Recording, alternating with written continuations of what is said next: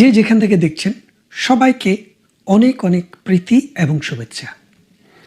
আসলে আজকে আপনাদেরকে আমি একটি কাহিনী বলবো, যে কাহিনীটি সত্য ঘটনা, নাঙ্গলকোটের ঘটনা, কুমিল্লার ঘটনা। আপনারা জানেন আমার জন্মস্থান কুমিল্লার নাঙ্গলকোটে। সেই নাঙ্গলকোটেই একজন জুলাই শহীদ কিভাবে একজন সন্ত্রাসী, একজন চোর, একজন ডাকাত, একজন লুণ্ঠনকারী জুলাই শহীদ হিসেবে তালিকাভুক্ত হয়ে গেল, সেই গল্পটি, সেই কাহিনীটি আপনাদের সামনে তুলে ধরব। নাঙ্গলকোট যে সদর, সেই নাঙ্গলকোট সদরে যে গ্রামটি, যে বাড়িটি, সে বাড়িটি হচ্ছে শামসুদ্দিন কালুর। শামসুদ্দিন কালুর বাড়িটি 11 একর জায়গার উপরে। এটার ভিতরে মৎস্য প্রজেক্ট আছে, 10-11টি পুকুর আছে, নানান রকমের প্রকল্প আছে এই বাড়িটিতে। এই বাড়িটি আওয়ামী লীগের সময়ে সন্ত্রাস করে, চাঁদাবাজি করে, অথবা তিনি একসময় চেয়ারম্যান ছিলেন, মানে নাঙ্গলকোট যখন একটি ইউনিয়ন ছিল তখন নাঙ্গলকোট ইউনিয়নের চেয়ারম্যান ছিলেন। যখন সেটি পৌরসভা হয় তখন তিনি পৌরসভার মেয়র হলেন বা চেয়ারম্যান হলেন। তারপর দুইবার নাঙ্গলকোট থানায়, নাঙ্গলকোট যে উপজেলা, সেই উপজেলায় উপজেলা চেয়ারম্যান হলেন দুবার। বাংলাদেশ আওয়ামী লীগের রাজনীতি করেছেন, একসময় জাতীয় পার্টির রাজনীতিও করেছেন।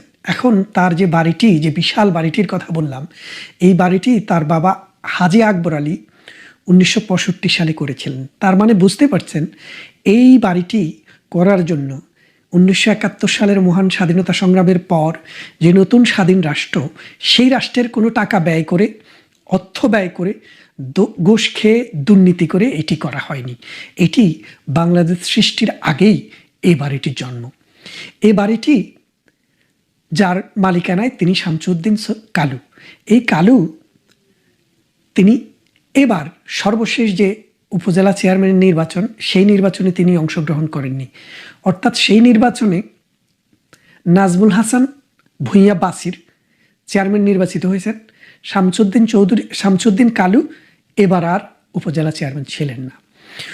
তো 2024 সালের 5 অগাস্ট দিনের 10টার সময় শামসুদ্দিন কালুর বাড়িতে, যখন আওয়ামী লীগ সরকারের পরাজয়ের দ্বার প্রান্তে, তখন একদল সন্ত্রাসী হানা দেয়। কিন্তু সেই সময় পর্যন্ত প্রধানমন্ত্রী শেখ হাসিনা দেশ ছেড়ে যাননি, যার কারণে সন্ত্রাসীরা চিন্তা করলো, না, এমনও তো হতে পারে যে আওয়ামী লীগ টিকে গেল, তাই তারা চলে যায়। ভয় পেয়ে এই কালু ভাইয়ের স্ত্রী, সন্তানরা সবাই বাড়ি ছেড়ে আত্মীয় স্বজনের বাড়িতে আশ্রয় নেয়। বাড়িটি খালি, তালা দিয়ে তারা চলে যায়। একজন কর্মচারীও বাড়িতে আর ছিল না, কারণ যান বাঁচানোটাই তো ফরজ। তারপর দিনের 12টা-1টার দিকে বা 2টার দিকে যখন প্রধানমন্ত্রী শেখ হাসিনা ভারতে চলে যান, তখন 3টা থেকে কালুর বাড়িটি আক্রমণ করে। কারা আক্রমণ করে? বিএনপি, জামাত, এনসিপি এবং আওয়ামী বিরোধী আরও যেসব শক্তি আছে তারা মিলে। সেখানে যখন তার বাড়িটি আক্রমণ করা হয়, তখন প্রায় 5টা থেকে 5:30 আনুমানিক এইরকম সময়ে, 5 আগস্টে, সেখানে যারা এই হত্যাযোগ্য, যারা এই লুণ্ঠন, এই ডাকাতি যারা করছিল, তাদের মধ্যে একজনের নাম ছিল মিলন। বাড়ি হচ্ছে নাঙ্গলকোটের খান্নাপাড়া। এটি নাঙ্গলকোট পৌরসভার 8 নং ওয়ার্ড। সেই খান্নাপাড়ার গ্রামে নুরুল ইসলাম নামে একজন দিনমজুর ছিলেন। তার ছেলে নাম হচ্ছে মিলন, বয়স আনুমানিক 25 বছর, পেশা ট্যাক্সি চালক। তিনি সেদিন এই লুণ্ঠন কাজে অংশগ্রহণ করেন। খেয়াল করে দেখেন, সেখানে কিন্তু আওয়ামী লীগ, যুবলীগ, ছাত্রলীগ কোনো মানুষ কিন্তু এলাকাতে আর নেই।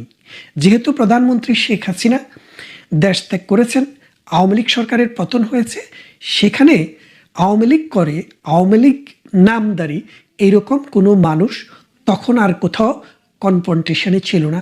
এটা আমি বলতে হবে না, বাংলাদেশে যেসব মানুষ আছে একদম সাধারণ নিরীহ মানুষ, তাদেরকে আপনি জিজ্ঞেস করলেই কিন্তু বিষয়টা বুঝতে পারবেন।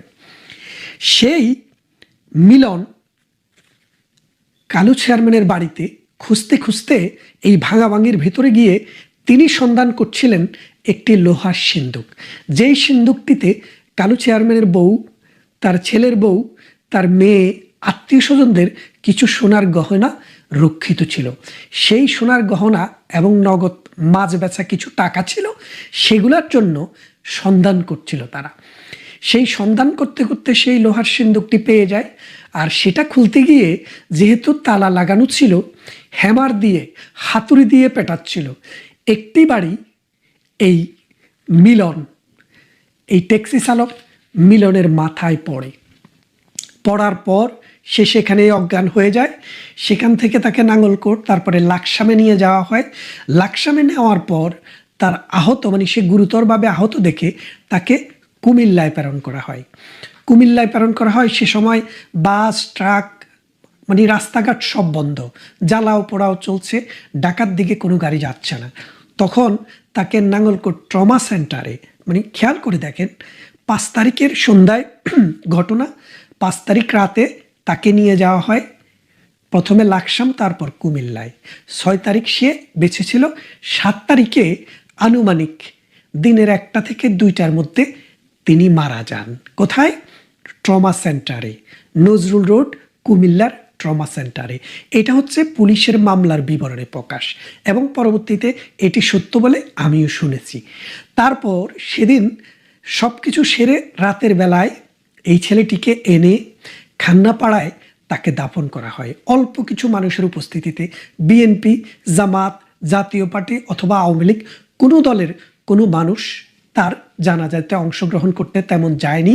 কেননা সবাই জানে যে সে চুরি করতে গিয়ে, ডাকাতি করতে গিয়ে, লুণ্ঠন করতে গিয়ে, লুটতরাজ করতে গিয়ে নিহত হয়েছেন হাতুড়ির বাড়িতে। তার বাবা, তার ভাই, তার মাতা অথবা তার যে আত্মীয় স্বজন, তাদের কেউই এই দাবিটি করেনি যে তাকে কেউ হত্যা করেছে, বরং সেখানে সে লুটতরাজ করতে গিয়ে যেহেতু মারা গেছে, সেহেতু তাকে গোপনে দাফন, মানে একদম অল্প লোকের উপস্থিতিতে রাতেই দাফনের কাজ শেষ করে ফেলে। তারপর কেটে যায় কয় মাস, 4 মাস 5 মাস। জানুয়ারি মাসের 25 তারিখে সম্ভবত, হ্যাঁ জানুয়ারি মাসের 25 তারিখে, 15ই জুলাই, যে জুলাই যোদ্ধা, জুলাই শহীদদের যে তালিকা প্রকাশ করা হয়, সেখানে 321 নম্বর গ্যাজেটে এই ছেলেটির নামটি অন্তর্ভুক্ত করা হয়। অর্থাৎ সেই 15ই জানুয়ারির আগে আগস্ট, সেপ্টেম্বর, অক্টোবর, নভেম্বর, ডিসেম্বর, এই 5 মাসেও কখনো কোথাও সে যে শহীদ এই কথাটি কেউ বলেনি। তার পিতাও বলেনি, তার আত্মীয় স্বজনরাও বলেনি, এলাকার মানুষও বলেনি। তারপর যেই মামলাটি, এরপরে একটি মামলা হয়। মামলাটি কবে হয়? 26শে মে 2025, এই বছরে এসে, মানে তার মৃত্যুর, আপনি দেখেন আগস্ট, সেপ্টেম্বর, অক্টোবর, নভেম্বর, ডিসেম্বর, জানুয়ারি, ফেব্রুয়ারি, মার্চ, এপ্রিল, মে, অর্থাৎ তার মৃত্যুর প্রায় 10 মাস পরে এসে একটি মামলা হয়। এই মামলার আসামি শত শত অজ্ঞাত, এবং এই অজ্ঞাত মামলাটির মামলা নাম্বার হচ্ছে 26শে মে 2025, নাঙ্গলকোট থানা।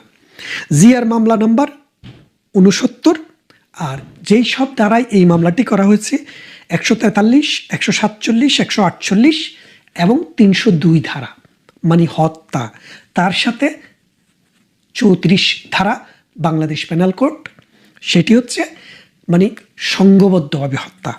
তাহলে আপনারা পেলেন যে এই মামলাটি নাঙ্গলকোট থানায় কখন করা হয়েছে, মামলার নাম্বার কত, আর যিনি মারা গেছেন তার বিবরণ। তারপরে 30 অগাস্ট এই মামলার এজাহারভুক্ত কোনো আসামি না থাকলেও অজ্ঞাতনামা আসামিদের থেকে 3 জনকে গ্রেপ্তার করা হয় রাতের 2টা-3টার দিকে। একজনের নাম শামসুল আলম, গ্রাম নাঙ্গলকোটের গোত্রশাল। আরেকজনের নাম শাহ আলম, তার বাড়ি শ্রীকান্তা। আরেকজনের নাম আনোয়ার হোসেন ওরফে ভুট্টু, তার বাড়িও গোত্রশাল। তারা সবাই বাংলাদেশ আওয়ামী লীগ, ছাত্রলীগ, যুবলীগ, শ্রমিক লীগ, তাতে লীগ, এইরকম